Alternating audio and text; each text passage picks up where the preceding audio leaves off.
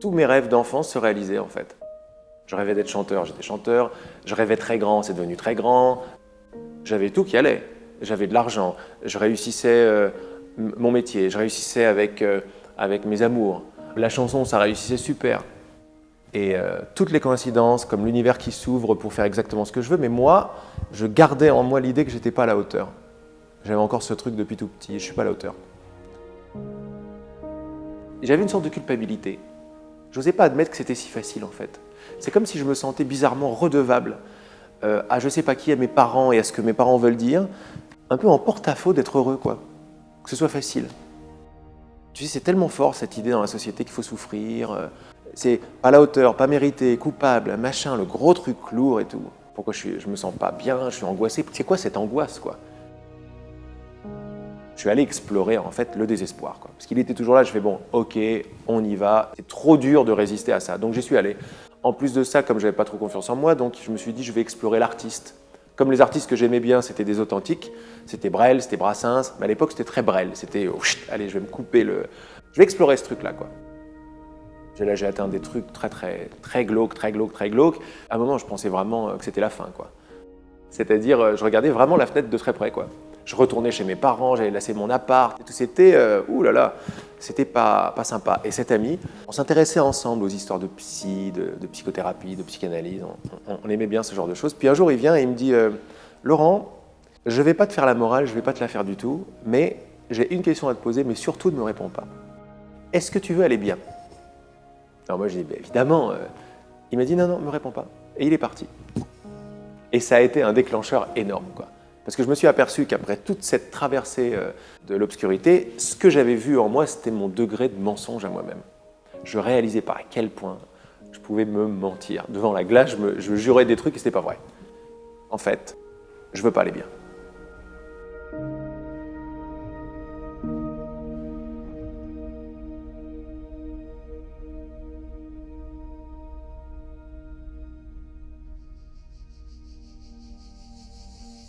La première réponse, c'est la souffrance que j'avais dans ma vie, liée à me comparer tout le temps. C'est-à-dire que j'étais tout le temps en train de regarder ce que les autres ont que je n'ai pas.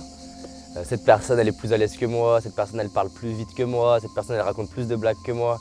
Et donc du coup, j'étais en fait tout le temps frustré de ne pas être assez. J'étais mal dans ma peau, j'étais timide, j'arrivais pas à m'exprimer, j'arrivais pas à oser plein de choses. Et en parallèle de ça, je me disais, mais en fait, ça sert à quoi de vivre? Donc si j'arrive pas à être heureux, si j'arrive pas à faire ce que j'aime, et si j'arrive pas à être en lien avec les autres, et en fait, autant me suicider.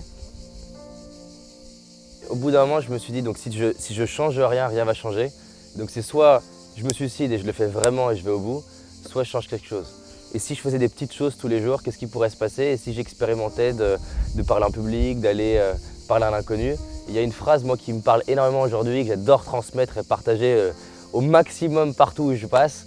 C'est en fait, je ne sais pas ce qui est possible ou non, alors je décide d'agir comme si tout est possible. Quand il y a une personne qui me dit mais je ne sais pas si je vais réussir ce truc-là, je ne sais pas si je peux le faire, je ne sais pas si je suis en capacité de le faire, j'adore lui poser la question, est-ce que tu es à 100% certain que tu ne peux pas y arriver? Et en fait la réponse elle est non. C'est vrai en fait, il y a une petite partie de moi qui croit que c'est possible. D'abord, est-ce que tu es ouvert à la possibilité que ce soit différent? Et là, tu vas t'apercevoir en général non. Quand je vois que je tiens à mon drame, c'est ce que m'a dit mon copain, est-ce que tu veux aller bien? Je lui ai dit oui, mais en fait, je mentais. Je tenais à mon drame. Ça, c'est la plus grande clé, quoi. Je tiens à aller pas bien. Évidemment, par confort. J'aime bien, est-ce que ce soit la faute des autres? C'est mon premier amour que ce soit la faute des autres. Surtout de mes parents. C'est pas de ma faute, quoi. Je fais au mieux, mais c'est pas de ma faute. À un moment, t'en as marre de ce truc-là. Tu dis, il y a peut-être une autre solution. Les bouddhistes disent une chose par rapport à la souffrance, ils disent que ça peut être comme un aiguillon qui nous oblige à sortir la tête hors de l'eau. Et à un moment, une situation peut être tellement insatisfaisante qu'on a deux solutions, soit se laisser écraser par la souffrance, soit essayer justement de s'en extirper. Je me suis fait mettre à la rue. Bon, j'étais relativement jeune, hein, j'avais 19 ans, j'étais technicien en entreprise, je faisais un métier que je détestais, je n'aimais pas du tout. Ma copine venait de me quitter, avec mes parents c'était épouvantable et je venais de perdre mon travail. Je ne savais pas très bien où aller. Derrière moi, j'avais plus d'endroit pour me réfugier. Je me suis fait agresser plusieurs fois dans la rue, je me suis fait voler de l'argent, j'étais en train d'errer dans les rues, j'ai croisé un vieux copain qui lui est en foyer de jeunes travailleurs. Ben, il me dit écoute viens avec moi, puis c'est comme ça que je me suis retrouvé en foyer de jeunes travailleurs. Même dans cette situation, j'avais toujours tendance à regarder le bon côté des choses, parce que pour moi une chose négative, ce n'était pas forcément négatif. La vie essaie de me pousser à voir les choses autrement. Bien sûr, c'était pénible, le corps souffre, le mental souffre, mais au-delà de ça, ça me donnait l'opportunité, c'est une façon de me dire, c'est pas par là qu'il faut aller. Il me restait, à l'époque c'était encore des francs, il me restait 50 francs, j'avais pris un billet de train et je suis monté à Paris. Je ne savais pas du tout ce que j'allais faire à Paris, mais mon intuition me disait, va à Paris, et je me suis dit, peut-être qu'il y a des opportunités là-bas. J'ai frappé un peu à toutes les portes parce que je voulais d'abord des réponses. Le moi que nous croyons être, c'est une conscience de soi qui est une image, quoi. Quand on dit je voudrais savoir qu'est-ce qu'il pense de moi, le moi dont on parle, c'est l'image que j'ai de moi, c'est pas moi. En fait, on ne sait pas qui on est. On ne sait pas qu'est-ce qui fait quoi en moi, on ne sait pas. La grande souffrance, c'est qu'on croit qu'on sait. Lâchez vos certitudes, vos richesses, tout le reste, c'est vos certitudes de comment ça marche. Ouvrez-vous à la possibilité que vous ne savez pas comment ça marche. Mais un adulte, sa plus grande peur, c'est de dire « je ne sais pas ». Quand j'annonce « je ne sais pas », je m'ouvre la porte à la connaissance. Alors je me dis « mais à quoi ça sert d'avoir raison, quoi ?» Je m'aperçois que toute ma vie, c'est pour avoir raison. Et avoir raison, c'est ma souffrance. Les croyances sont créatrices de limites. Je le vois tout le temps. Et je suis attentif aux croyances. C'est-à-dire que les gens parlent, ils vont vous dire des réalités. La vie, c'est comme ça, de toute façon. Mais de toute façon, la société, c'est la cata. Ça, c'est une phrase qui ne veut rien dire. Qu'est-ce que c'est que la société d'abord? La société de qui? La société d'où? Quelle société? Le pilier de l'ego, c'est victime. Je suis un petit truc, le grand univers à l'extérieur, je suis petit victime. Si tu continues de dire c'est pas de ma faute, tu continues de déclarer la victime. Et il n'y a pas de problème avec ça, c'est une expérience. Mais ne t'attends pas à avoir des grandes révélations de créateurs si tu es en train de maintenir victime. Point final. Mais il y aura des gens pour qui ça sera un outrage, ben qu'est-ce que tu veux? Toutes les excuses en soi qu'on se raconte, elles ont un sens. On ne se raconte pas une excuse par hasard. Si je me dis oui, mais moi je ne peux pas parce que j'ai des enfants, c'est parce que vraiment j'ai des enfants. Et on ne va pas se mentir, des enfants, c'est une complexité. La personne se dit oui, mais moi j'ai pas l'argent, on ne va pas se mentir. Ne pas avoir l'argent, c'est une complexité. Là où en revanche c'est faux, c'est de se persuader soi-même que parce que j'ai cette complexité, ça n'est pas possible. Et la question en fait qui casse l'excuse, j'adore poser, c'est est-ce qu'il existe au moins une personne sur cette terre qui, avec les mêmes circonstances que toi, le fait ou peut le faire? Et la réponse est toujours oui. Donc moi, ce que j'aime avec les excuses, c'est de dire, c'est pas qu'elles sont fausses, elles ont un sens, mais elles sont pas vraies non plus. Elles sont ni vraies ni fausses en fait. C'est moi qui choisis de l'histoire que je vais me raconter à moi-même. Il y a une idée qui est très répandue dans le monde, c'est « je crois ce que je vois ». C'est pas « je crois ce que je vois ». Eh bien, je vous invite à retourner l'idée. Je vois ce que je crois. Jouez avec cette idée-là. Et là, vous allez avoir toutes les réponses à toutes ces questions-là. Parce que moi, je n'ai pas des réponses, moi, pour quelqu'un, quoi. J'ai juste joué avec l'idée qu'en fait, j'étais responsable de voir ce que je voyais. Comment? Par la croyance et par ce que je demandais. Je vais vivre ce que je décide de croire. Donc la question que je me suis posée, c'est qu'est-ce qui fait qu'une personne a l'énergie ou pas? Et qu'est-ce qui se passerait si j'expérimentais de gérer mon énergie intérieure? Parce que finalement, si ça ne vient pas de l'extérieur, si ça ne vient pas de mon chef, mais juste de moi, qu'est-ce qui se passerait si je m'entraînais en moi à créer l'énergie? Je suis docteur en médecine, j'ai exercé la médecine pendant 25 ans. La médecine que je qualifierais de médecine de famille. Pendant toutes mes 25 années d'exercice, je me suis toujours spécialisé dans tout ce que je trouvais au niveau médecine, ostéopathie, nutrition, etc. J'ai regardé aussi pas mal la symbolique des maladies, la PNL, je me suis beaucoup intéressé aux effets de la prière sur la santé, aux prières toute religion confondue. Après ça, tout ce qui était aussi puissance de l'esprit et puissance de l'énergie. Et c'est vrai que je voulais trouver vraiment des solutions complémentaires, je dis bien complémentaires, à la médecine conventionnelle pour aider mes patients à s'en sortir du mieux qu'on pouvait. Les physiciens quantiques le disent bien, c'est qu'au départ, on a commencé à s'intéresser à la matière. Et puis on s'est aperçu qu'il y avait des choses qu'on ne comprenait pas très bien, donc on a commencé à creuser, et on s'est aperçu qu'ils sont tombés sur l'énergie. L'énergie va se concentrer, va former des particules. Les particules vont s'associer pour former des atomes, puis des protéines, puis des cellules, puis des êtres humains. Mais aussi, quand on a commencé à voir que l'énergie et la matière, c'était la même chose, en fin de compte, c'était deux aspects différents du même élément, un peu comme peut être la vapeur et l'eau, eh bien à ce moment-là, on s'est aperçu que pour diriger tout ça, il fallait une information. Ça nous a montré que notre pensée agissait sur la matière. Et après ça, il y a eu d'autres travaux qui sont célèbres maintenant de Masaru Emoto, qui nous montraient bien que l'intention, la pensée qu'on envoyait sur un verre d'eau provoquait dans ce verre d'eau des cristallisations qui étaient différentes selon que la pensée était d'amour ou une pensée négative et destructrice. En médecine, tout simplement, on sait très bien que la pensée agit sur notre corps. On sait déjà l'effet placebo. Qu'est-ce que c'est l'effet placebo? C'est l'effet de notre pensée sur le corps, tout simplement. Le patient croit au traitement qui lui est donné, et simplement ça fait 30% de tous les résultats positifs de toutes les médecines. Médecine conventionnelle, médecine naturelle, médecine énergétique, toutes bénéficient de cet effet placebo. Et puis après ça, même la sophrologie, l'hypnose, ils font que passer l'induction, et l'esprit de la personne va agir sur le corps. Comme on met la personne en plein état modifié de conscience, tout ce qu'on lui passe, à ce moment-là, elle le prend tout de suite et elle agit. L'hypnose, elle va vous permettre de sortir d'un comportement routinier. C'est une intention qui est posée, et il y a plein de manières d'y aller. Donc c'est souvent une manière de parler, mais ça peut aussi être une manière effectivement de regarder. Les gens, on va leur donner une indication de focaliser leur regard sur quelque chose, et déjà l'état de conscience se décale. On déverrouille un peu le système, moi je suis comme ça, moi je stresse, moi je pense comme ça, moi je fais ci, moi je fais ça, moi de toute façon ça sera toujours comme ça, et puis j'ai peur de ci, tous les scénarios mentaux. Et donc on va connecter avec votre inconscient, et votre inconscient c'est mieux que vous, et on va mobiliser ses ressources. Donc en gros en posant une intention dans votre inconscient pour vous aider à résoudre telle ou telle problématique, ça flexibilise le champ des possibilités autour, et les choses devraient se manifester dans une réalité plus concrète. Je te propose juste d'être attentive à ce qui se passe autour de toi. Comme si chaque bruit, tu sais les bruits de la nature autour, chaque son t'accompagne vers un état différent. Si à un moment donné tu poses une intention quelque part, et instant après instant, respiration après respiration, c'est comme si cet état peut s'approfondir de plus en plus, de mieux en mieux, accompagné avec tout ce qui serait intéressant pour toi de vivre maintenant. Alors je vais compter de 5 jusqu'à 0, et lorsque tu entendras le 0, ce sera le signe que tu es dans un état d'hypnose. Avec le 5, attentive à ma voix, le 4, connecté toujours avec ta respiration. Avec le 3, c'est comme si, progressivement, marche après marche, seconde après seconde, tu plonges de plus en plus, de mieux en mieux. Avec le 2, comme si deux parties de toi se rapprochent. Comme si deux parties de toi se rapprochent pour se rencontrer.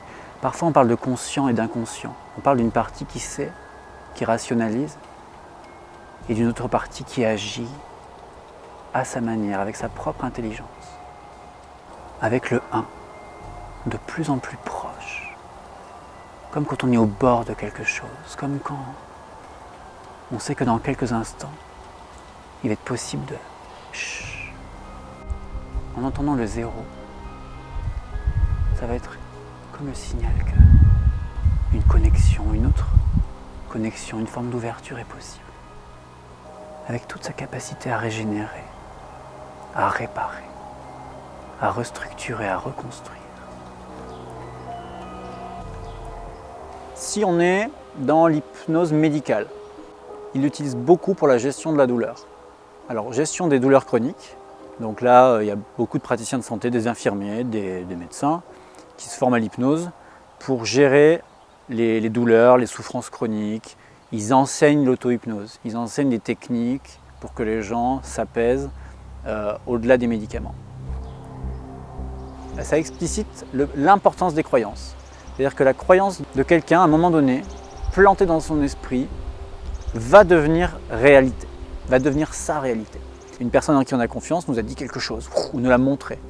Et ça devient un message qu'on intègre, et ce message, il agit. Et c'est pour ça que l'hypnose, elle a entre autres, elle a cette petite saveur de perturber les croyances bien implantées, Déjà en les secouant un peu, et puis potentiellement en suggérant d'autres champs de possibilités. Par mes croyances et parce que je demande à croire d'une certaine façon, une idée qui me plaît, je la rends réelle. Voilà mon pouvoir. Ton pouvoir, il est là, mais il est énorme. Ton pouvoir, c'est de rendre réelles des idées. C'est ma pensée qui attire les situations. Donc déjà, on prend conscience que ma pensée attire des situations. Et là, justement, comme le disent très bien les psychiatres et les psychologues, ils le disent, ok, nous avons un inconscient et un conscient, et ce n'est pas notre conscient qui nous dirige. Notre inconscient nous dirige dans 99% des cas. Or, cet inconscient, il est programmé par toute notre éducation. Moi, je suis ancien kiné, ostéopathe, etc. Et recevant beaucoup de personnes que les autres thérapeutes n'arrivaient pas à résoudre, je me suis penché un peu plus sur les aspects psycho-émotionnels donc des personnes que je recevais. Ce que j'observe surtout, ce qui bloque les gens, c'est les croyances négatives et les conditionnements, beaucoup. Voilà, par exemple, l'enfant, on leur a dit qu'ils n'étaient pas à la hauteur, ou ils étaient bons à rien, etc. Toute leur vie, ils ont programmé des comportements en relation avec ces paroles qui ont été dites ou ce qu'eux, ils ont pensé à l'époque du jugement qu'on a pu avoir sur eux. De manière automatique, on est tout le temps sur ce fonctionnement. On émet tout le temps des pensées. De notre champ énergétique est émise une fréquence.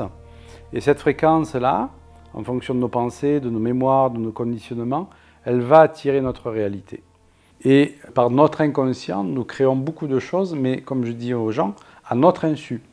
Vous êtes victime de vous-même. Si j'ai une situation désagréable, c'est une ou plusieurs pensées négatives, plusieurs programmes erronés, négatifs pour moi, qui ont attiré cette situation-là. Reste à moi, à ce moment-là, de demander à son effacement. Et donc, en effaçant le programme erroné, eh bien, à ce moment-là, on va attirer à nous une autre situation qui, comme la première a été délétère, la deuxième a de bonnes chances de réussir. Donc, à qui on demande Ho'oponopono, les Hawaïens demandaient à leur divinité intérieure, à leur représentant à l'étincelle divine qui était en eux. D'autres vont demander directement à Dieu. Et ceux qui ne croient pas à tout ça, ça n'a aucune importance, demandez à votre inconscient, à votre subconscient, et ça marchera tout à fait bien. Il faut rester toujours en adéquation avec ses pensées, avec ses croyances.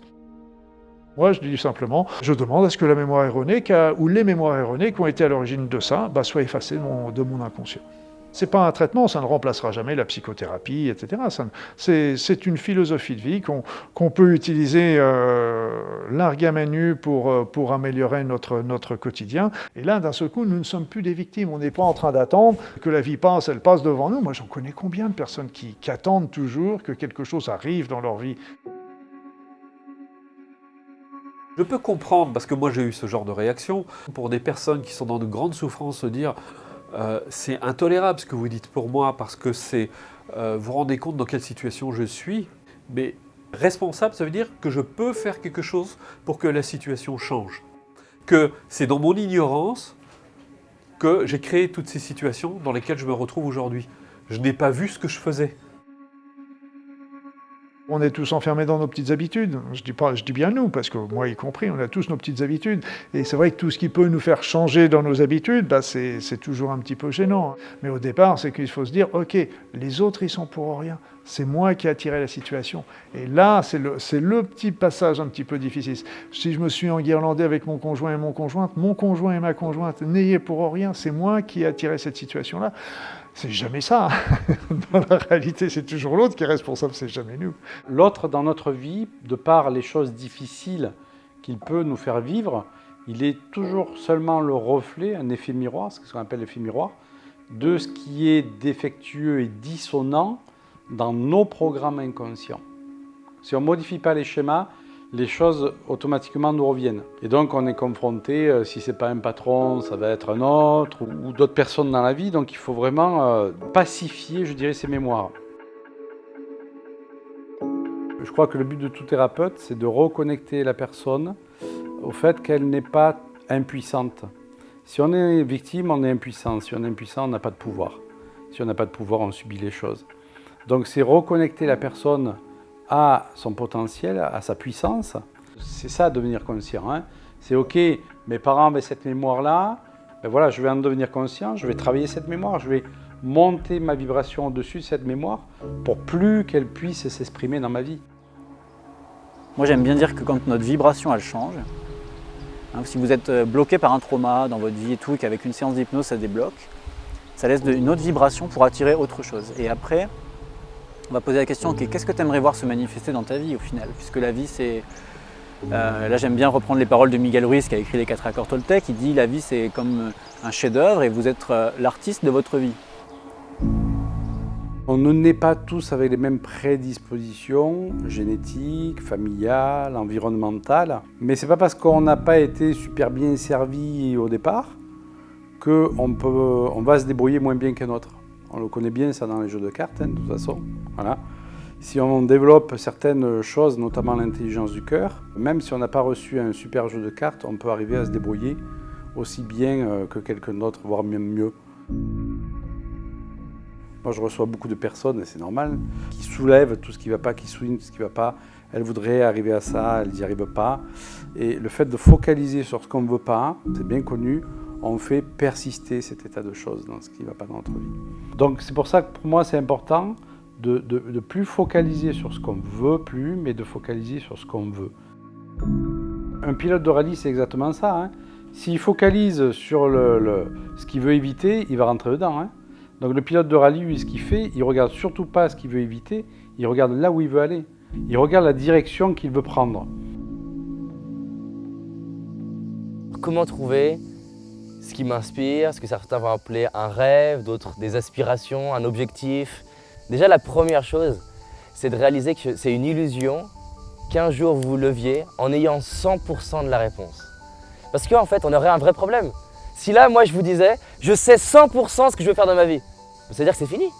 Ça veut dire que je ne peux plus rien découvrir, ça veut dire que je ne peux plus rien remettre en question, ça veut dire que je ne peux même plus évoluer. Quand déjà tu te rends compte que tu n'as pas besoin de trouver toute la réponse, tu ne te concentres pas sur est-ce que je connais la totalité de mes rêves, mais plutôt est-ce qu'il y a des trucs qui m'inspirent plus que d'autres. Et là, on n'est plus dans la même chose. On n'est pas sur est-ce que tu as trouvé ou pas, on est sur est-ce que tu es dans la bonne direction ou la mauvaise direction. Il y a ceux qui ne savent vraiment pas ce qu'ils veulent parce qu'ils ont peur de savoir ce qu'ils veulent. Souvent, on a peur de voir ce que ça va impliquer. C'est que si je commence à savoir ce que je veux, ça veut dire aussi que je suis obligé de regarder ce qu'il faut faire pour l'atteindre. Donc ça va réveiller ma paresse et ma peur aussi. Donc on préfère garder ça enfoui et pas savoir ce qu'on veut finalement. Mais au fond de nous, on sait très bien ce qu'on veut. On nous a appris qu'on était des êtres limités. Et effectivement, réussir fait peur à beaucoup de personnes. Pourquoi ça fait peur? Les gens qui vont écouter cette interview vont se dire, ouais, il raconte n'importe quoi, on veut tous réussir. Non. Réussir, c'est aussi prendre le risque de sortir d'un clan familial peut-être, où la réussite n'est pas inscrite. Donc si moi je réussis alors que les autres ne réussissent pas, ben, je risque d'être pointé dans le clan, je risque de perdre l'amour des miens. Et il suffit que j'ai peur de l'inconnu, je ne vais pas réussir, parce qu'effectivement, c'est affronter l'inconnu. Donc on retrouve effectivement beaucoup de personnes qui ne veulent pas réussir et qui vont avoir peur de leur propre lumière intérieure. Parce que se raccorder à sa propre lumière intérieure, c'est se donner l'idée que nous sommes des êtres illimités. Et on nous a tellement muselé notre liberté que devenir libre, ça peut faire peur à beaucoup de personnes. En fait, je crois que dès lors qu'on passe son temps à se demander si tout est possible, comment serait ma vie, au niveau couple, au niveau pro, au niveau spirituel, au niveau contribution, si tout le temps on se pose cette question-là, et bien du coup, je ressens qu'il se passe quelque chose en moi et à partir de là, je bâtis une vie différente. Les gens attendent l'extérieur pour devenir. Mais non, ce qui fait que tu réalises tes rêves dans 10 ans, c'est qui tu es. Parce que notre monde extérieur, c'est le reflet du monde intérieur. Si je m'aime profondément, les gens vont commencer à m'aimer profondément. Si je me vois comme une opportunité, les gens vont me voir comme une opportunité. Je me suis aperçu que dans notre société, un des premiers trucs qui est cassé avec cette idée d'être un petit moi séparé qui doit réussir à faire quelque chose, c'est l'imagination. D'ailleurs, l'imagination, elle n'est pas... Si, il y a les poètes, les artistes, les cinéastes. Autrement, c'est des enfants, c'est des gentils. Mais c'est complètement idiot parce que l'imagination, c'est totalement divin, quoi. T'imagines quelque chose, ça te met en joie. Tu vas vibrer cette joie et c'est la vibration qui va amener le truc. Donc, ce n'est pas la chose en elle-même que tu imagines. Quand je reviens au pouvoir de l'imagination, je retourne au créateur que je suis. Parce que tu fais appel à un pouvoir supérieur. On s'aperçoit que dans la pratique et dans la nature, les choses les plus simples sont les plus efficaces. C'est le mental de l'homme qui aime bien compliquer les choses. et passer par des process très difficiles et très compliqués. Comment serait ma vie si j'accédais à l'abondance sur tous les plans de mon être? Moi, c'est une question que je pose tous les matins. Je sais pas, tout est possible. Maintenant, dans ce tout est possible, par quoi je peux commencer? Par quoi je peux commencer qui est suffisamment petit pour que je me sente capable de le faire, mais suffisamment grand pour que ça me pousse à grandir? C'est changer une petite brique de mon programme intérieur. Parce que chaque fois que je change une brique, ben oui, c'est pas des résultats exceptionnels tout de suite, mais brique par brique, à long terme, ça crée des résultats exceptionnels. C'est comme l'avion. Il faut 80% d'énergie cinétique, là comme ça, et où l'avion il a à peine décollé pour pouvoir le lancer. Mais si tu ne maintiens pas l'énergie jusque-là, il ne décollera jamais. La plupart des gens, ils s'arrêtent ici parce qu'ils disent « mais regarde tout ce que j'ai fait pour ça, ça ne sert à rien ». Si on s'en réfère juste au livre Le Secret pour la loi de l'attraction, c'est un peu limite. C'est intéressant, mais c'est un peu limite. Vous pensez argent et l'argent arrive. Pour moi, c'est une part du gâteau. Hein. Après, il y a quand même des notions. Voilà. C'est pas parce qu'on est spirituel, dans l'intention et tout ça, il ne faut pas à un moment donné sortir de son lit, faire 2-3 mails, je veux dire faire des trucs quoi. Enfin, les pensées. Les gens qui veulent arrêter de fumer en hypnose, ah ben ils imaginent. Hein. Des fois, ils imaginent qu'ils arrêtent de fumer, ben ils fument. Non, il faut qu'il y ait ce lien là avec la réalité des comportements. Et là, c'est vraiment la question du comment pour moi. T'as des personnes, il y a juste besoin d'être honnête avec vous-même. Elles ont besoin de bosser plus parce que clairement, elles font pas grand-chose. Là, on est typiquement dans la personne qui en fait se dit j'ai un rêve, je le ferai plus tard. Et là, dans les 24 heures, il n'y a quasiment rien qui est investi dans le projet. Donc là, oui, c'est sûr que si tu bouges pas, il va rien se passer. Et que des fois, c'est important d'appuyer sur l'accélérateur. Maintenant, il y a un autre type de personnes qui utilisent l'accélérateur déjà très bien. Et peut-être que ce serait bien de freiner. Faire plus, c'est savoir aussi à quoi vous dites non à partir de maintenant. C'est pas un non à vie, c'est un non pour laisser de l'espace pour faire une nouvelle expérience. J'ai exercé la médecine pendant 25 ans. J'ai appris plein de choses avec mes patients, que je remercie d'ailleurs au passage, parce que j'ai vraiment dépassé des moments extraordinaires avec eux et je pense que c'était réciproque. Et on a fait vraiment des grands échanges, j'ai vraiment appris plein de choses avec toutes les formations que j'ai faites, etc. J'aurais pu continuer jusqu'à ma retraite. Parce que là, j'avais mon travail qui tournait bien, ça marchait bien, j'avais aucun souci. Tous mes patients étaient contents, j'étais conscient avec eux, etc. Mais à un moment, j'ai senti qu'il y avait que j'étais plus en adéquation avec mes pensées, qu'il fallait que j'évolue, que je passe à autre chose, etc. Alors évidemment, il y a toujours le fait d'arrêter pour passer à autre chose. Mais bon, ce que je veux surtout, c'est pas arriver le jour de ma mort en me disant « Ah, si j'avais su, j'aurais pu faire ceci. Ah, je regrette de ne pas avoir fait cela. » Dans le fond, je ne sais pas ce qui est possible ou non. Mais il y a un truc que je sais, c'est que si je ne le fais pas, à la fin, je ferai partie de 95% des personnes, comme dit Bonnie Ware, qui allaient étudier et interviewer les personnes dans leur fin de vie, qui disent « je regrette ». Ce dont je sais, et ce dont chaque personne sait, c'est que si je n'expérimente pas et si je ne teste pas, j'aurai des regrets. Et j'ai validé avec moi-même que peut-être je ne vais pas y arriver. Mais au moins, je veux me dire à moi-même, j'ai testé, j'ai expérimenté. Il n'y a qu'une seule peur, fondamentalement, c'est la peur de l'inconnu. Et souvent, la plus grande inconnue, c'est justement nous-mêmes. On ne se connaît pas. Les gens pensent que se connaître, c'est s'analyser, c'est lire plein de livres sur la connaissance. C'est pas du tout ça. Se connaître, c'est s'explorer. C'est se regarder, c'est commencer à regarder ses propres processus, comment ça fonctionne, c'est faire l'expérience de l'être. Ça se résume aussi autrement, l'adresse commence par la maladresse. Regardez, vous apprenez une langue étrangère, vous balbutiez, ce sont des échecs d'une certaine manière. Mais ils sont indispensables puisque je ne maîtrise pas encore. Donc petit à petit, je vais me parfaire et je vais arriver à parler parfaitement couramment anglais. En passe à l'action, qu'est-ce qui se passe? Je découvre des personnes, je fais des erreurs qui sont en fait des apprentissages, je vais découvrir des trucs par erreur auxquels je n'avais pas pensé. Ça me pousse à m'aimer. Ça me pousse à croire en moi. Si je ne vis pas d'échecs, si je ne vis pas de difficultés, et que même je réussisse, je vais avoir peur d'échouer dans 2 ans. Je vais me dire, oh, mais si j'ai un échec, et si on me rejette, et si on ne croit pas en moi? J'aime bien les Américains sur certains aspects, il n'y a pas tout dans tout, mais ce que j'aime bien les Américains, c'est qu'ils respectent toujours les gens qui ont essayé de créer quelque chose. Oui, qui marche, ça ne marche pas. Je veux dire, en France, malheureusement, vous avez monté une entreprise, vous faites faillite, et bien pour vous remonter, pour en relancer une autre, bonjour, on n'est pas prêt de vous redonner cette opportunité-là. Là-bas, par contre, c'était, je ne sais pas comment c'est aujourd'hui, mais c'était tout à fait différent. Il y a quelques années, on vous disait, OK, au moins, vous avez tenté de faire quelque chose. Ça n'a pas marché, c'est pas grave, ça marchera mieux la prochaine fois. OK, on va vous aider pour faire la deuxième fois. Peut-être que je vais faire faillite, là. Je le vivrai mal. Et je ne vais pas le vivre mal indéfiniment. Il y a bien un jour où je vais me relever. Et ce que j'aime là-dedans, c'est que bon, après mon étape de souffrance, je vais me dire, bon, OK, et qu'est-ce que je fais d'autre? Et je vais pouvoir recommencer à partir de qui je suis devenu. Le problème n'est pas de tomber, l'important c'est de se relever. On dit d'ailleurs ça au ski également, ceux qui tombent jamais au ski, c'est ceux qui progressent pas.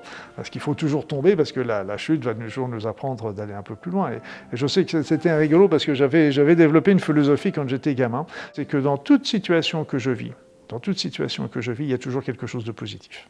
Donc à moi de trouver le côté positif de la situation. Même toutes les situations qu'on peut vivre d'injustice, de souffrance, de séparation, etc. Je disais, OK, il y a toujours quelque chose de bon en moi. Regardez avec du recul le nombre de situations où on a souffert, qui ont été difficiles à vivre, qui ont pu mettre même du temps, mais on s'aperçoit toujours qu'en fin de compte, ça nous a porté, ça nous a amené sur un chemin qu'on n'aurait pas pris autrement, et qui est un chemin justement qui est très positif pour nous. Comment est-ce que vous vous sentiriez avec l'idée, la certitude que tout ce qui se passe est parfait? Genre, c'est pour mon plus grand bien à chaque fois. Et pour le bien de tous à chaque fois. Joue avec cette idée. Et imagine, tu sors de cet appart et tu es persuadé de ça. Je veux dire, chacun de tes pas, ils vont être très très différents de bon, qu'est-ce qu'on fait maintenant? Tu t'en fous de qu'est-ce qu'on fait maintenant? Tout est parfait. Maintenant, je vais juste découvrir à quel point c'est parfait. Est-ce que ça vous est déjà arrivé, par exemple, d'être licencié, de vous dire mais pourquoi je suis licencié, et après coup de vous dire merci, gratitude, t'as bien fait. Moi j'accompagne des gens, et à longueur de journée j'ai ça. Heureusement que j'ai été licencié, heureusement qu'on s'est séparé de moi, heureusement qu'on m'a dit non. Et donc en fait on va réaliser que quoi que je vive, je peux en faire quelque chose. Et peut-être que si je vis ça, c'est que j'ai à grandir en fait. Je crois que plus on va dans la lumière, si on en veut vraiment, plus on va voir qu'il y a des obstacles à vraiment s'abandonner à ça. Et les obstacles, c'est les autres côtés, les côtés un peu plus sombres, un peu plus lourds. Et donc, il faut les voir. On ne peut pas faire fi de nos angoisses, nos peurs et tout. Au contraire, elles vont remonter, quoi. Quand on a des souffrances en nous, l'univers va essayer de nous les montrer. L'univers, peu importe comment on l'appelle, de notre inconscient, chacun mettra le nom qu'il veut, ça n'a aucune importance. Et moi, j'avais un monsieur que j'affectionne particulièrement, que j'admire particulièrement, c'est le docteur Bach, Édouard Bach, celui qui a fait les petites fleurs de Bach, parce qu'il disait, quand nous tombons malades, ça veut dire que nos actions dans la vie physique ne sont pas en adéquation avec nos aspirations profondes. Et ça, j'ai trouvé que c'était très bien parce que nous sommes tous en train de vivre pour des tas de choses qui n'en valent pas la peine, en fait. Et on oublie notre être profond, on oublie tout simplement qui nous sommes, nos aspirations, nos véritables buts. Et si on sort de cette route, on n'est pas heureux au fond de nous-mêmes. Et à force, notre être le souffre et puis il commence à nous l'évoquer par des situations qu'il va attirer. Il va attirer à nous des situations pour essayer de nous le faire comprendre. Et si la dernière situation, c'est une maladie qui peut déclencher. Les personnes que je reçois sont toujours dans un état plus ou moins fort, mais de victimisation de leur état. Ils viennent donc avec une pathologie, quelle qu'elle soit. Donc moi, un de mes rôles, c'est vraiment d'expliquer que la pathologie, elle n'est pas due au hasard. Qu'est-ce que son corps a à lui dire dans cette maladie? Et à force d'aller dans ce chemin-là, les gens perçoivent effectivement qu'ils ont des changements à mettre en place. Parce qu'on ne traite pas uniquement une maladie avec des médicaments. Ça, c'est une partie de la thérapie, c'est une partie. On n'est pas là pour dire aux gens d'arrêter leurs médicaments, d'arrêter leur traitement, mais de les accompagner dans la compréhension plus profonde du message de la maladie. Mais le corps, il sert à ça, c'est super. Le corps, c'est l'instrument que prend la conscience pour explorer la matière. Parce que mon corps répond à mes idées. Si j'ai l'idée d'être un contrôlant de ma vie, mon corps, il va être comme ça. Parce que j'ai intérêt à bien faire, quoi. Et j'ai une grosse responsabilité. J'accepte. Parce que déjà, quand j'accepte, j'envoie une vibration d'acceptation. C'est déjà dans la famille de l'amour, l'acceptation. Et mon univers commence à changer comme ça. On dit dans la méditation, il ne faut surtout pas essayer d'éliminer les pensées, il faut leur donner plus d'espace. C'est comme si vous avez un cheval sauvage, si vous le contraignez, vous l'enfermez dans un box, par exemple, il va tout casser. Vous lui donnez un grand pré, il va s'ébattre et au bout d'un certain temps, il va se calmer, il va s'apaiser. En fait, il faut apprendre à apprivoiser nos énergies, il faut apprivoiser nos pensées, il ne faut surtout pas les contraindre. On n'est pas en train de se coller un plus en se disant tout est merveilleux, tout va bien, parce que ça ne fonctionne pas de toute façon. Tu es victime de ton mental? Oui, mais derrière ça, il y a un but. Un but que tu as demandé à ton insu. Lequel? Être victime. Ah, c'est-à-dire ne pas être toi. Ne pas être le grand créateur, être un petit truc qui essaye. Si je demande d'être un petit truc qui essaye, ben je demande aux pensées, je fais merci les pensées de tourner très vite. T'as vu comme t'as retourné le truc? Donc tu n'es plus victime des pensées qui tournent très vite, tu es le créateur des pensées qui tournent très vite. À partir de là, tu te poses et tu te dis est-ce que j'ai envie de continuer? Et là, tu es dans la meilleure position. Tu es là, non, j'ai pas envie de continuer, ça me fait chier. Mais c'était une bonne expérience. Je ne me sors pas du monde par la guerre, mais par l'amour. Ça, c'est l'amour. L'amour voit. Donc je vois que ces pensées, j'ai demandé qu'elles soient là. Je suis anxieux, c'est une vibration de non-confiance. Donc qu'est-ce que je demande à l'univers avec cette vibration-là? Il va me donner les preuves que j'ai raison. L'univers me donne les preuves que j'ai raison. Pourquoi l'univers nous donnerait des choses si on est tout le temps en train de se plaindre? C'est pas possible. Combien je vois de personnes qui n'arrêtent pas de se critiquer quand je leur demande de mettre une valeur sur 1 et 10, il y a beaucoup de gens qui ne plafonnent pas au-delà de 6, quoi. Pourquoi? Parce qu'ils sont souvent dans un process de devoir correspondre à ce qu'on attend d'eux. Ils se sont dissociés d'eux-mêmes et ils vont essayer d'agir en fonction des autres, de contenter les autres, de faire leur vie en fonction de ce qu'ils pensent qu'on attend d'eux. Et donc la générosité, c'est quoi? C'est reconnaître ses talents, c'est reconnaître ce qu'on sait faire, c'est reconnaître ce qu'on est capable de faire, ce qu'on voudrait faire aussi. Parce qu'on peut avoir une écoute intérieure que dans la mesure où on est centré sur nous-mêmes. Si on est toujours nos antennes branchées sur l'extérieur et sur les autres, on ne peut pas être connecté à ce que notre petite voix veut nous dire. Alors oui, c'est sûr que nos environnements, ils ont un impact. Quand j'avais mon père qui doutait peut-être que j'allais créer mon entreprise ou que j'allais réussir, ou des amis qui ne croyaient pas, c'est clair que ça a un impact. Mais en fait, je suis responsable de plusieurs choses. Déjà, je suis responsable de l'histoire que je vais me raconter. C'est clair que mon père, quand il va me dire « tu vas pas y arriver », ça a un impact pour me limiter. Déjà, j'ai le choix de me séparer de lui, petit à petit. Ça ne veut pas dire à vie, ça veut dire que là, dans un temps donné, je peux choisir d'aller au contact des gens qui vont m'inspirer. Alors oui, je peux dire « ouais, mais c'est pas si facile ». Non, c'est pas si facile. Mais est-ce que c'est facile d'avoir une vie déprimante? C'est pas facile non plus. En fait, il n'y a pas grand-chose qui est facile. Donc moi, je préfère, quitte à avoir une vie pas facile, de m'impliquer pour mes rêves. Et je préfère revenir voir mon père, non pas pour subir, mais pour l'inspirer. Tu vas t'apercevoir que toutes les peurs de critique que tu as ou qu'on a, c'est tes propres critiques que tu projettes à l'extérieur. Quand ça, tu les enlèves et tu passes à un niveau vibratoire beaucoup plus élevé, parce que beaucoup plus lumineux sur l'amour de toi, voilà ce que l'univers va te montrer. Et tous les gens que tu redoutais le plus, quoi, tu vas voir ce que ça va faire, même en eux. Ou alors ils viennent plus te voir, parce que ça vibre plus. S'ils veulent te critiquer, l'amour est trop fort pour ça. Le mec qui vibre de l'amour, qui rentre pas dans un jeu, celui qui veut rentrer dans un jeu, où il arrête son jeu, où il voit son jeu grâce à l'amour, où il s'en va. Il ne tiendra pas vibratoirement avec une vibration comme ça. Après, je pense qu'il faut progressivement se baigner, lire des livres de gens justement qui ont réussi, comment ils s'en sont sortis. Ça va nous inspirer de se dire, tiens, il y a peut-être une possibilité, et d'essayer de côtoyer justement des gens qui sont plutôt positifs, parce qu'ils vont progressivement nous imprégner. J'ai le droit d'aller m'inspirer d'une personne que j'aime. Parce qu'en fait, il y a un truc très simple. Tu ne peux aimer à l'extérieur que ce que tu as en toi. Vous savez quand on dit à quelqu'un, ouais, c'est un type bien. En fait, on ne dit pas ça. On dit en fait, il me ressemble. On aime à l'extérieur que ce qu'il y a en nous. Quand on est inspiré par un mentor, une source d'inspiration, pourquoi on est inspiré? Pas parce qu'on l'aime, parce que ce qu'il est nous renvoie qui on est. Un mentor, c'est quoi? C'est quelqu'un qui, par sa vie, par ses mots, par ses actes, représente qui moi j'ai envie d'être dans ma vie. Maintenant, je ne suis pas lui. Ce que je rends réel à mon sujet, je le rends réel pour tout le monde. Parce que si je me considère comme une petite personne séparée en manque, je ne peux pas voir les gens comme autre chose que des petites personnes séparées en manque, qui réussissent plus ou moins. Et après, on rentre dans des trucs compliqués, parce que si quelqu'un réussit, je vais lui en vouloir. Parce que c'est pas naturel que quelqu'un réussisse, c'est pas moi. Pourquoi? Pas parce que je suis jaloux. Parce que beaucoup plus en profondeur, je suis un avec cette personne. On est un, on est la réussite. Et donc, pourquoi lui réussit, pas moi? Il y a quelque chose qui ne va pas là-dedans. On a effectivement la notion de si on accède à quelque chose de bien, c'est qu'on le prend à quelqu'un d'autre ou qu'il ne va pas y en avoir assez.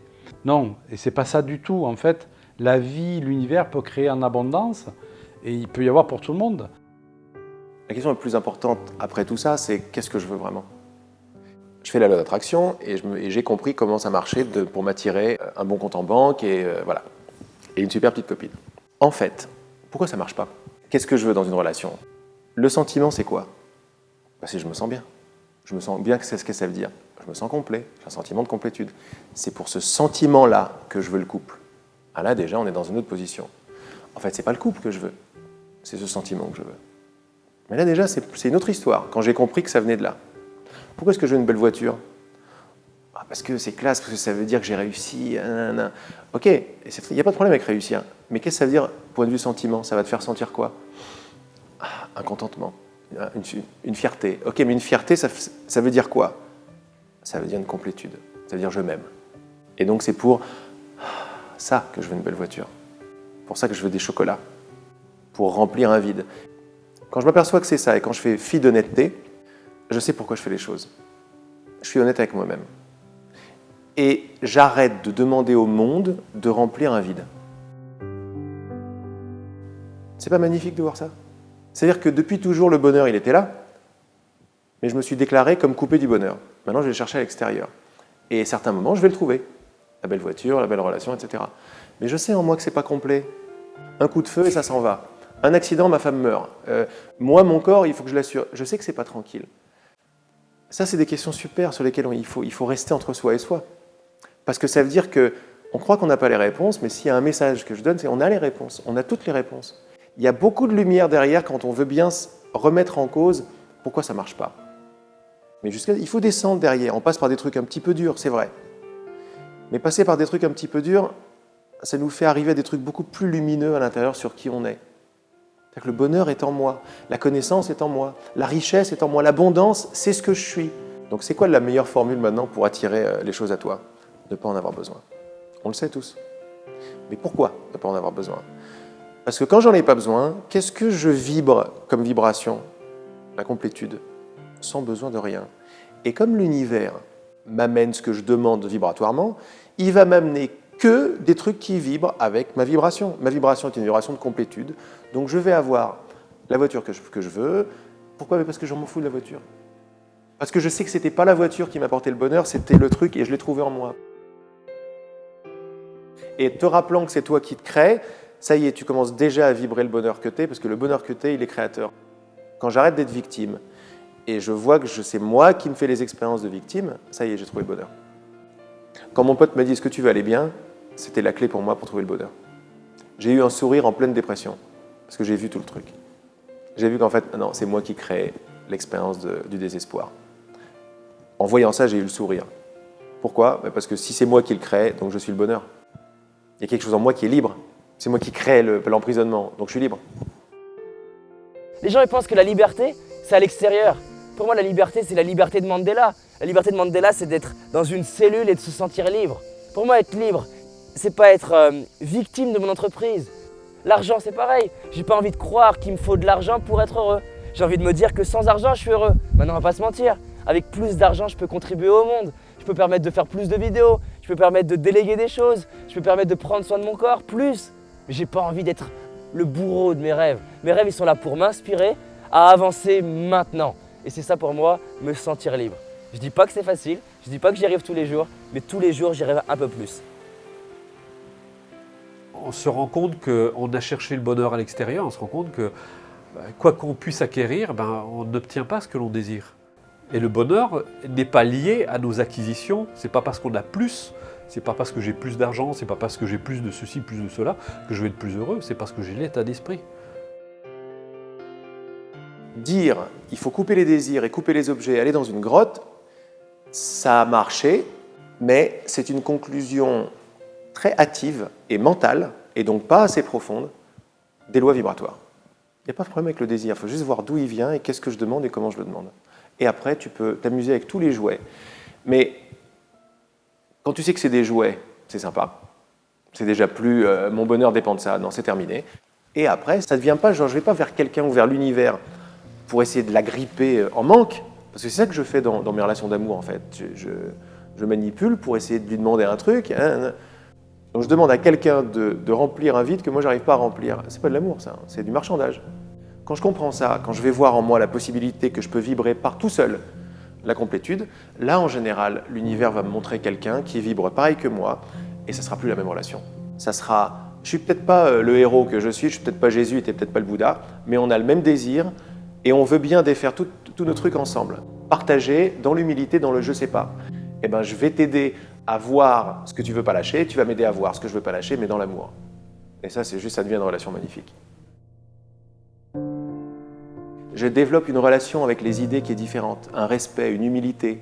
Je me dis, mais attends, mais en fait, je suis beaucoup plus puissant que ce que je pensais, quoi. Mais j'utilise ma puissance avec des idées d'impuissance. C'est-à-dire que c'est avec ma puissance que je peux pas ne pas être. Parce que si je suis créateur, comme on le dit là, je suis très puissant, en fait.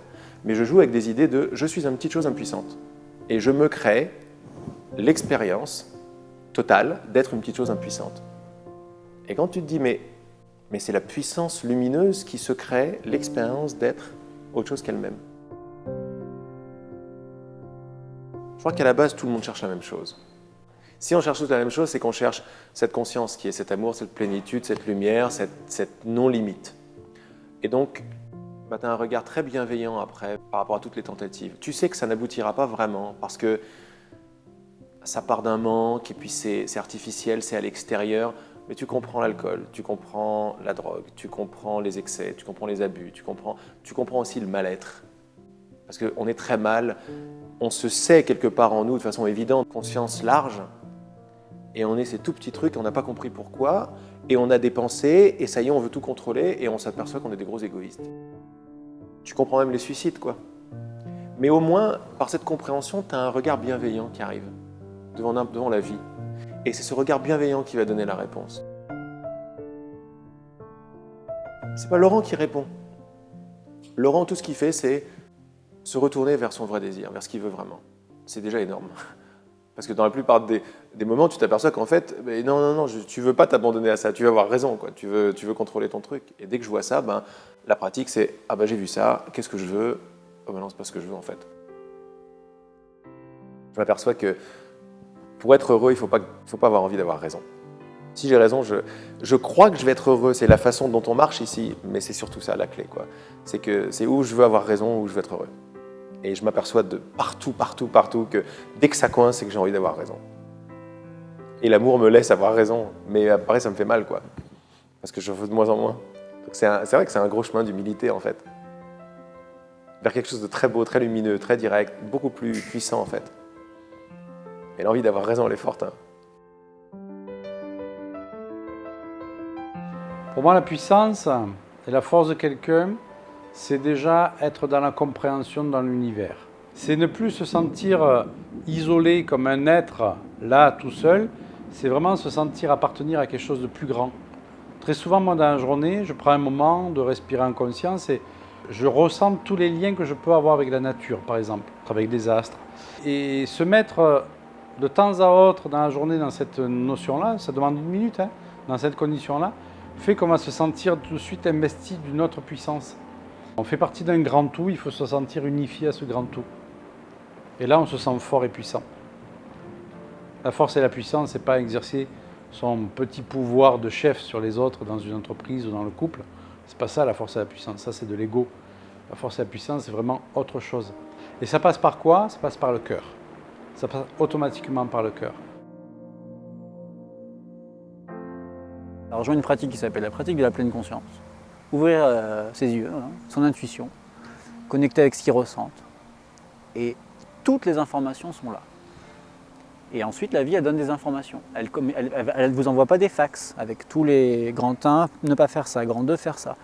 Ça t'envoie des signes. C'est les synchronicités, c'est la synchrodestinée. Je pense qu'il faut laisser de l'espace à ça. C'est-à-dire que les gens, s'ils sont verrouillés physiquement déjà, et mentalement dans leur conditionnement et dans leur blocage, il n'y a aucun espace pour rien. S'il y a de la flexibilité psychologique, un peu de curiosité, on rejoint toutes les techniques créatives d'hypnose, de relaxation, d'EFT, de psychologie énergétique, alors du coup, tu peux t'ouvrir progressivement à des champs. Et moi, j'ai l'impression que ces dernières années, je me suis ouvert énormément, mais j'ai encore l'impression d'être au CP de ça, quoi. C'est-à-dire que je me dis, mais ça va jusqu'où, en fait? À la base, je suis ingénieur en informatique, donc je suis hyper dans la terre, hyper pragmatique et concret. Et moi, à chaque fois que j'entendais parler d'intuition, je me disais, c'est quoi ce truc perché pour les autres? Mais non, en fait, la bonne question, c'est que dès lors que tu suis ton truc intérieur, il y a des plus grandes chances d'être motivé. Il y a plus grandes chances que tu te dises, même quand il y a des obstacles, de te dire « ouais, mais ça fait partie du jeu », et donc d'y arriver. Et ce que j'aime bien dans l'intuition, à chaque fois, c'est de revenir sur l'angle concret. Est-ce que ça m'aide? Bah oui, ça m'aide. C'est d'être à l'écoute des signes extérieurs de la vie qui me font dire « bonne direction ».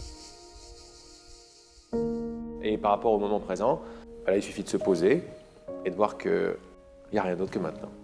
Et quand après on se pose la question, est-ce que maintenant ça arrête quelque part?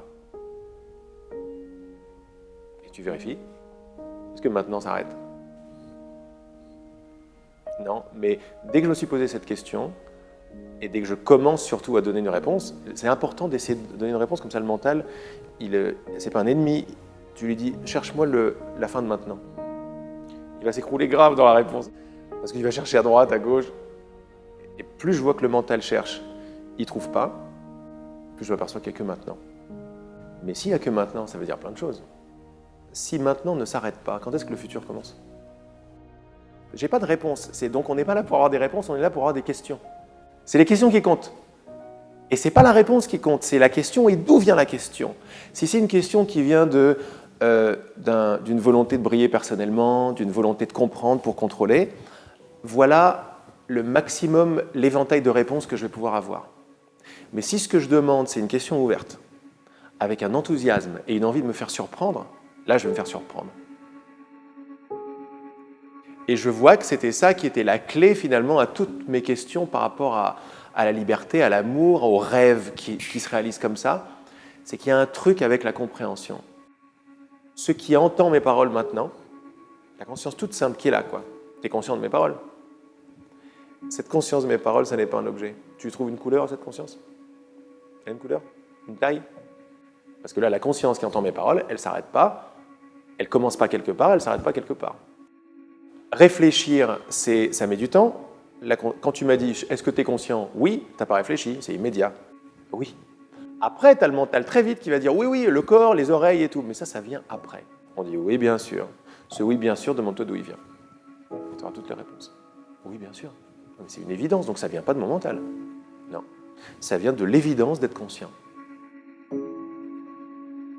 Ce qu'il faut bien comprendre, c'est qu'on ne sommes pas sur la Terre.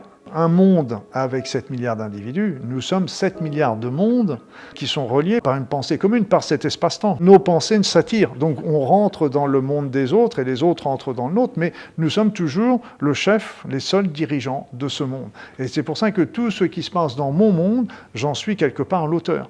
En fin de compte, il n'y a pas d'extérieur, il y a un intérieur, tout est lié. Et donc les choses qu'on a attirées vers nous, c'est des choses qui correspondent à notre intérieur. Qu'elles soient bonnes ou qu'elles soient mauvaises, elles correspondent à notre intérieur. En remettant cette idée en cause, je suis un petit individu dans le monde. Je veux avec cette idée, je vais la laisser me révéler des trucs. Et si elle commençait à me révéler que non, le monde est en moi, sympa, alors je ne sais pas ce que ça veut dire. Je vais me faire lapider si je dis ça sur la place publique. Mais je m'aperçois que la place publique, quand tu me dis ça, les gens et tout, en fait, c'est tes propres pensées de doute qui prennent la forme d'un théâtre avec des gens qui vont pas être d'accord avec toi. Je raisonne parce que c'est pareil en moi. Il n'y a pas d'autre. Tu crois qu'il y a des autres? Tu crois que t'es un petit truc dans un grand univers? Non, tu as décidé de rendre ça réel. Mais si tu as décidé de rendre ça réel et si tu joues avec cette idée, c'est que tu es l'univers tout entier avec lequel tu joues. Il y a 10 ans, par exemple, je disais, par rapport à ces états de conscience modifiés, moi, comme je ne réalisais pas du tout l'énormité qui était en train de se passer, la joie, l'unité avec tout, je dis, mais à un moment, je rentrais chez moi, je disais, mais quel trip! C'est un trip énorme, quoi. Et j'entendais en moi une voix ou une connaissance ou une réponse qui était « Non, non, mon grand, le trip, c'est comme tu vis tous les jours. C'est ça ton trip. Ça, c'est la réalité. Mais quelle bonne nouvelle, quoi. T'as vu, c'est énorme. J'étais là, mais quel trip, c'est génial. Il fait, non, non, c'est pas un trip, c'est ton ego qui dit quel trip.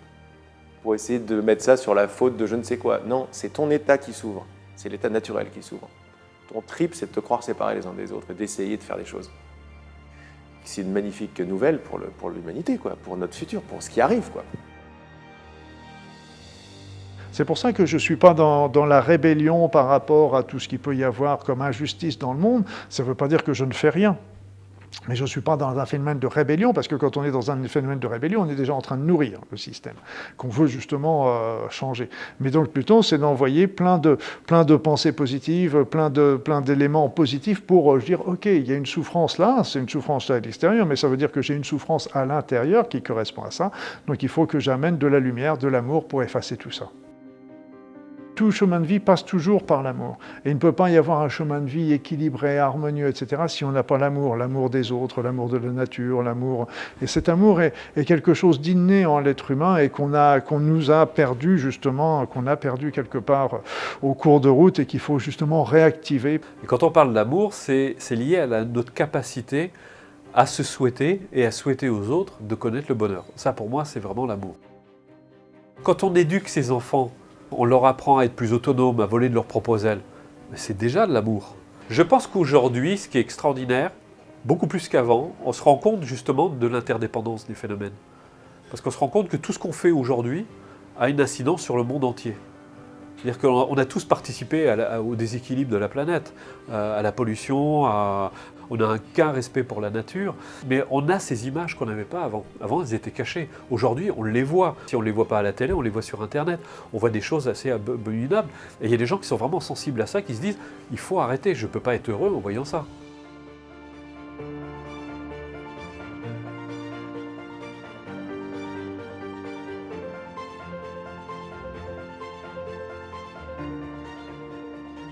Notre conscience augmente, notre conscience s'élève.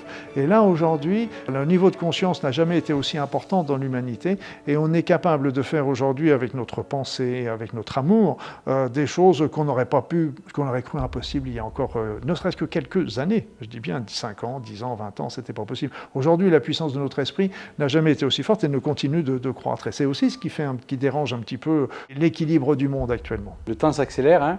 Je suivais les enseignements d'un maître indien qui disait « Les initiations que je vous donne à l'heure actuelle, qui nous donnait au bout de plusieurs semaines, hein, il nous disait « Mais il aurait fallu passer 10 ans auprès d'un maître pour les avoir dans le temps passé. » Et donc je dirais que cette loi d'action-réaction est beaucoup plus rapide qu'avant. Donc quand on va poser quelque chose de positif, le résultat, il peut arriver très rapidement. On le voit surtout quand on a une action dissonante.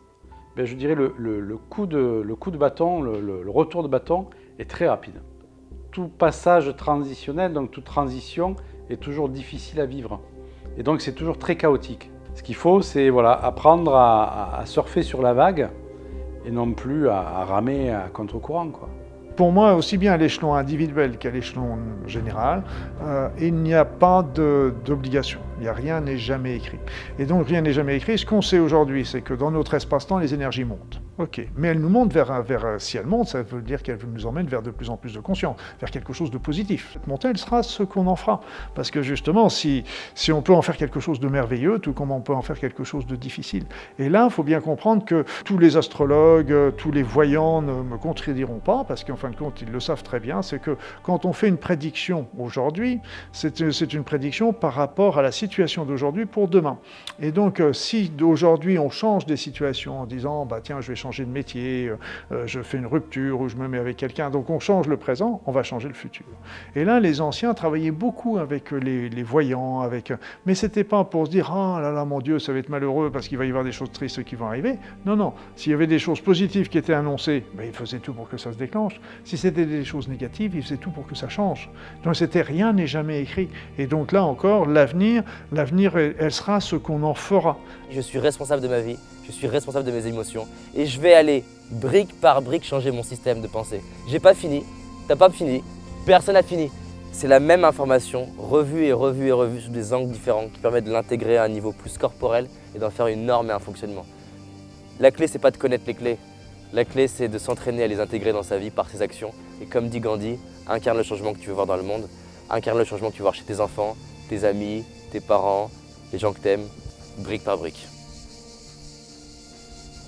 Pour avoir la réponse, je réalise que je suis assis dessus. En fait, je suis la réponse que je cherche.